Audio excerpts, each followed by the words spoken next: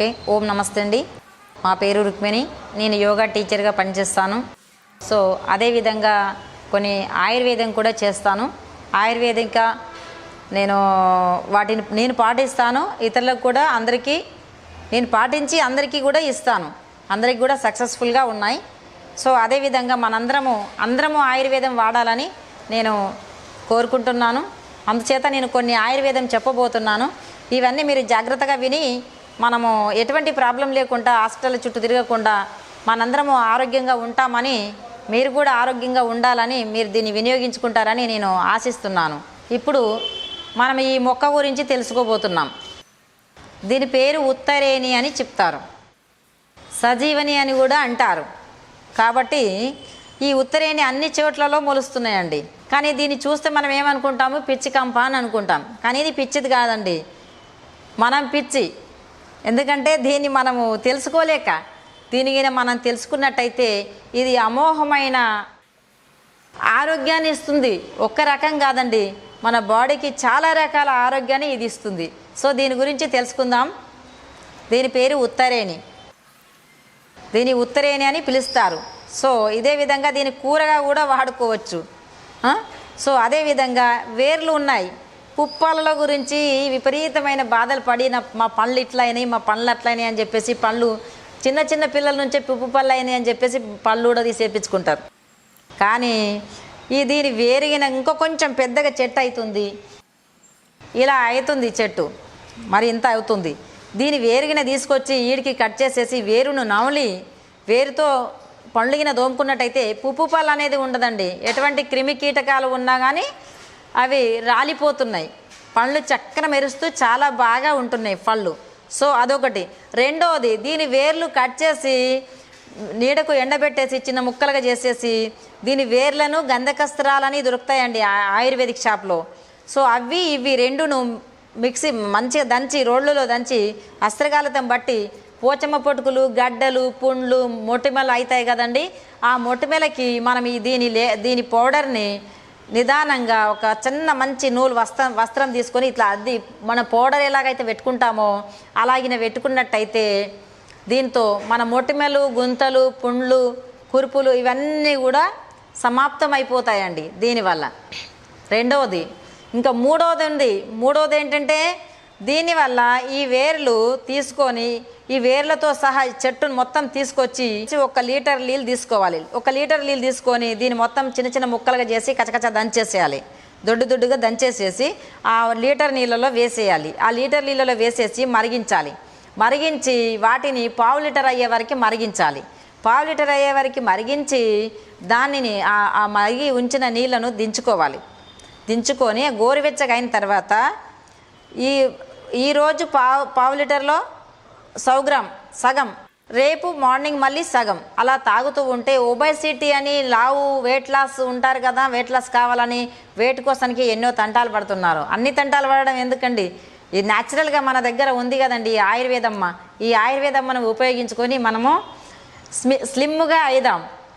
కనుక మనం ఈ విధంగా బాయిల్ చేసి మనం వాటర్ని మనం యూజ్ చేసుకున్నట్టయితే వారంలో 2 సార్లు చేసుకోవచ్చండి. 2 రోజులు, ఒకరోజు సగం ఒకరోజు సగం, పావు లీటర్ మిగిలే వరకు ఉంచి ఆ పావు లీటర్ దించుకొని ఆ పావు లీటర్ నీళ్ళని మనం ఈరోజు సగం, రేపు మార్నింగ్ సగం అలా తాగేసినట్టయితే మన ఒబేసిటీ, మన వెయిట్ అనేది తగ్గిపోతుందండి. మనం ఏమి పత్యాలు కట్టే అవసరం లేదు, ఏమీ అవసరం లేదు. ఇది న్యాచురల్ కావున ఇదొకటి. ఇంకోటి రెండోది ఏంటంటే నాలుగోది ఏంటంటే వెయిట్ లాస్ గురించి అయిపోయింది. ఇది మొత్తం తీసుకొని దంచుకుంటే ఇది మొత్తం చెట్టుతో సహా వేర్లతో సహా ఉపయోగమవుతుంది. సో నాలుగోది ఏంటంటే మనకి ఇది ఆకుందా ఒంటికి దురదలిగిన ఏమైనా వచ్చినా, దద్దులు వచ్చినా దీని ఆకునిగిన తీసి నలిసి మనం అక్కడ రాసేసినట్టయితే ఆ దద్దులు, ఆ దురదలు పోతున్నాయి. సో ఇంకొకటి, మనము చున్నిపిండిలో కూడా వేసుకోవచ్చు. ఈ విధంగా మనం వీటిని మన దగ్గర దొరుకుతున్న ఆయుర్వేదాన్ని ఇడిసబెట్టేసి మనం మన చుట్టూ ఉన్న ఆయుర్వేదాన్ని, ఔషధాలను ఇడిసబెట్టేసి మనం మన చుట్టూ లేని దాని గురించి వెతుకుతూ రేయనక పగలనక వెతుకుతూ ఆడ పాడసారం పడి ఆడ చిట్టి దొరకాలి. చిట్టి దొరికినాక మనకు టైంకు చూడాలి. సగం మందికే చూసి డాక్టర్ వెళ్ళిపోతాడు, మళ్ళీ రేపు వెళ్ళాలి. ఇన్ని కష్టాలు మనకు అవసరమా? అవసరమో లేదు. కనుక మనం మన దగ్గర ఉన్న ఔషధాన్ని మనం వాడుకున్నట్టయితే మనం అన్ని తంటాలు పడే అవసరం లేదని చెప్పేసి నేను అనుకుంటున్నాను.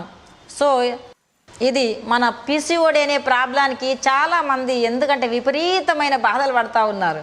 సో అలాంటి బాధలు పడాల్సిన అవసరం ఏముందండి? మనకు వైట్ డిశ్చార్జీ అయింది అనుకోండి, స్త్రీలకు, అమ్మాయిలకు, కానీ పురుషులకు కూడా పనిచేస్తుందండి. ఇది వైట్ డిశ్చార్జ్. దీని ఆకులు తీసి 1 టీ స్పూన్ రసం తీసి ఆవు పాలు తీసుకొని 1 కప్పు ఆవు పాలల్లో 1 టీ స్పూన్ రసం తీసుకొని పోసుకొని ఒక 3 రోజులు కింద వాడుకున్నట్టయితే ఇమ్మీడియట్గా వైట్ డిశ్చార్జ్ పోతుంది, తగ్గిపోతుంది. 7 రోజులు కింద వాడుకున్నట్టయితే రెడ్ వైట్ 2 కలిపి డిశ్చార్జ్ అవుతుందా? సో అది కంట్రోల్ అయిపోతుంది. అలాగే ఒక 2 నెలలు 3 నెలలు డేట్ వచ్చి మనకు సరిగా డేట్ రాకపోయినా మనకు డేట్ వచ్చినప్పుడు ఇది వాడుకున్నట్టయితే గర్భాశయము మనకు శుద్ధి అయ్యి రెగ్యులర్గా డేట్ వచ్చే అవకాశం కూడా ఉంటుంది. సో అంతేకాకుండా మనకు పళ్ళలకు కానీ ఎక్కడన్నా దెబ్బ తగులుతుంది. దెబ్బ తగిలినప్పుడు బ్లడ్ ఆగకుండా వెళ్ళిపోతుందా? ఈ ఆకు అక్కడ ఎక్కడ దొరికినా కానీ ఉత్తరేని తీసుకొని గబగబా ఒక ఇంత 4-10 ఆకులను తీసుకొని తినేసినట్టయితే అక్కడే ఆగిపోతుంది. ఒక 4 ఆకులు నలిసి అక్కడ పెట్టినట్టయితే ఆ పుండు మానిపోతుంది.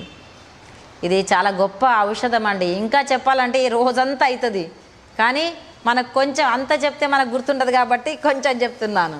సో ఓకే, ఇది మనకు చాలా ఉపయోగం అవుతుంది. దీనితోనిగిన పండ్లుగిన ఈ వేర్లతోనిగిన పండ్లుగిన తోముకున్నట్టయితే చిన్నప్పటి నుంచి ఎప్పటికీ తోముకున్నట్టయితే ఎటువంటి విషపూరితమైన పురుగులు, ఎటువంటి పాము కానీ తేలు కానీ ఏది గుట్టినా కానీ మనకు విషమెక్కే అవకాశమే లేదు. ఇది విషాన్ని తీసేసే చెట్టు. ఒక తేలు గుట్టిందనుకో, దీని 7 ఆకులు తీసుకొని మనం తిన్నట్టయితే ఆ విషము విరుగుడు అయిపోతుంది.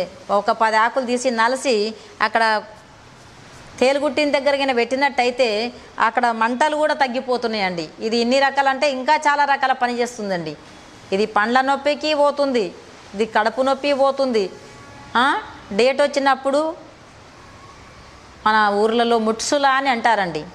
డేట్ వచ్చినప్పుడు బాగా కడుపు నొప్పి వచ్చిందని చెప్పేసి చాలా ఇబ్బందులు పడుతూ ఉంటారు మన బిడ్డలు, అమ్మాయిలు. సో దీని ఆకులు ఒక 10 ఆకులు తీసుకొని 1 టీ స్పూను రసం మార్చి తీసి 1 కప్పు పాలల్లో వేసి తాగించినట్టయితే మన బిడ్డలకు, పెళ్లి కాకుండా ఉన్న బిడ్డలకైనా సరే అటువంటి కడుపు నొప్పి పోతుందండి. మనకు డాక్టర్ దగ్గరికి వెళ్ళి మనం ట్యాబ్లెట్స్ తీసుకొచ్చి వాళ్ళు నిరసపడి ఆహారం తినలేక ఎన్నో కష్టాలు పడే అవసరం లేదు. సో ఇది తాగిపించి సో ఏంటంటే పులుపు కారం తిననీయకుండా పెసరపప్పు బియ్యం ఇది తాగించిన 1 గంటకి పెసరపప్పు బియ్యంతో వండిన కిచిడిలాగా వండి తినిపించాలి 1 గంటకి. అయినట్టయితే వాళ్ళకి ఎప్పుడు అలాంటి కడుపు నొప్పి డేట్లో వచ్చే కడుపు నొప్పి వచ్చే అవకాశం లేదు. సో అదేవిధంగా పెళ్ళైన వాళ్ళకైతే సంతానం కోసానికి ఎక్కడెక్కడో వెతికి అవసరం లేదు. ఇగో ఇదే రసం, ఇదే ప్రాసెస్, ఇదే చెంచడు రసం తీసి కప్లో పోసి కప్పెడి పాలల్లో కలిపి మార్నింగ్ తాగిపిచ్చేసి వ్రతకాలంలో డేట్ వచ్చిన రోజు నుంచి స్టార్ట్ పెడితే 3 రోజులు తాగిపియాలి. తాగిపించి గంటకి పెసరపప్పు బియ్యం వేసి కిచిడిలా వండి ఉప్పు కారం తగ్గించి పులుపు తినకుండా ఇది తినిపించినట్టయితే సంతానం అయ్యే అవకాశం కూడా ఉందండి. దీనిలో ఇలాంటి ఔషధ గుణాలు చాలా ఉన్నాయి. సో దీనిని కూడా మనం అందరం వాడుకొని సంతానం లేదు అనే అవసరము మనము తెచ్చుకోకుండా మనం అవసరాలు తీర్చుకుందామని దీని గురించి దీన్ని మనం ఉపయోగించుకుందాం. ఇది మన దగ్గర ఉంది కదా, దగ్గర ఉన్న దాని గురించి మనము ఉపయోగించుకొని దీన్ని ఆహారంగా వాడుకోవచ్చు, ఔషధంగా వాడుకోవచ్చు. పండ్ల నొప్పులు వచ్చిన వాళ్ళు తీసుకొని కటక్కుమని ఇది నవలి మింగినట్టయితే పండ్ల నొప్పి కూడా తగ్గిపోతుందండి.